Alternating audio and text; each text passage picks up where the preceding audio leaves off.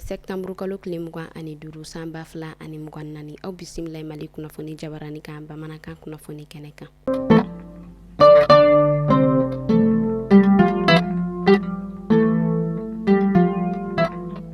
Maladɔniya k'a fɔ 79e session de l'Assemblée générale des Nations Unies o yɛrɛ kɔni baaraw daminɛna kunu tarata septembre kalo tile 24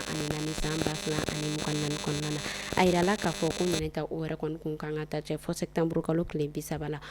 o hukumu de kɔnɔna na fɛn min yɛrɛ kɔni an ka ba Maliba Ali Kɔkan ko ministre ye Abdoulaye Diop ani an ka ministre de l'administration territoriale et de la décentralisation porte-parole du gouvernement olu yɛrɛ kɔni bɛ kan ka taa ɲɔgɔn sɔrɔ nin kɛnɛ kan ni yɛrɛ kɔni kɔnɔna na n'u yɛrɛ kɔni kan ka u da to kuma caman na i n'a fɔ fɛn min yɛrɛ kɔni ye jɛnatigɛ ale gɛlɛyaw ye ani ni fɛɛrɛ minnu kan ka sɔrɔ o la u kan ka taa o yɛrɛ kɔni baroɲɔgɔnya ko o yɛrɛ kɔni kɛ ni ada ye septembre kalo tile 28 yirana san 2024 kɔnɔna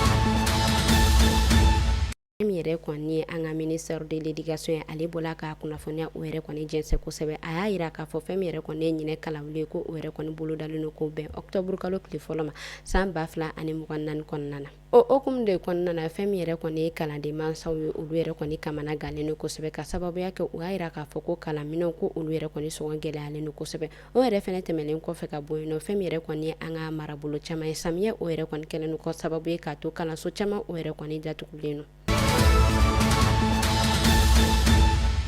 a yirala k'a fɔ kabi tɛnɛndon septembre kalo tile 23 san 2024 kɔnɔna na ko fɛn muso ka jɛkulu min yɛrɛ kɔni bɛ yen nɔ min yɛrɛ kɔni ka baara bɛnnen don walasa ka denmisɛnninw ale ni musolakaw ka hakɛ dun olu yɛrɛ kɔni bɔla ka wuli ka jɔ ko o yɛrɛ kɔni kɛ ka kaye ba segi ko o yɛrɛ kɔni di Kulukoro ale yɛrɛ kɔni kalandenw ma kosɛbɛ o y'a yira k'a fɔ dɛmɛ yɛrɛ kɔni donna kalanden minnu ma kalanden minnu ni olu yɛrɛ kɔni bɛ sɛgɛn kɔnɔna na ani u ka kalanden kɔrɔ ni yɛrɛ kɔni kɛla nisɔndiya ani bonyaba ye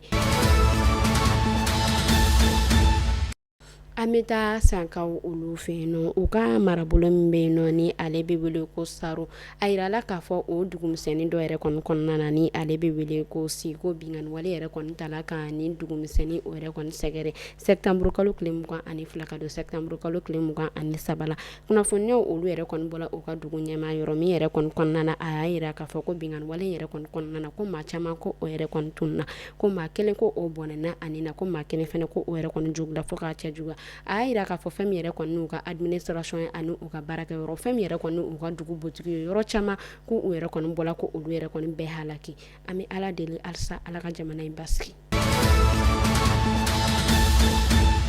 ni ne kun bɛ dasigi kɛ bi kunnafoni na an ka foli bɛ an lamɛnbagajɛkulu bɛɛ lajɛlen Mali kɔnɔ fɔ Mali kɔ kan an minnu y'aw ci bila k'aw sigi k'an lamɛn an ka foli bɛ aw bɛɛ lajɛlen ye aw kan bɛɛ sini ni ala man ka jɔ an jɔ na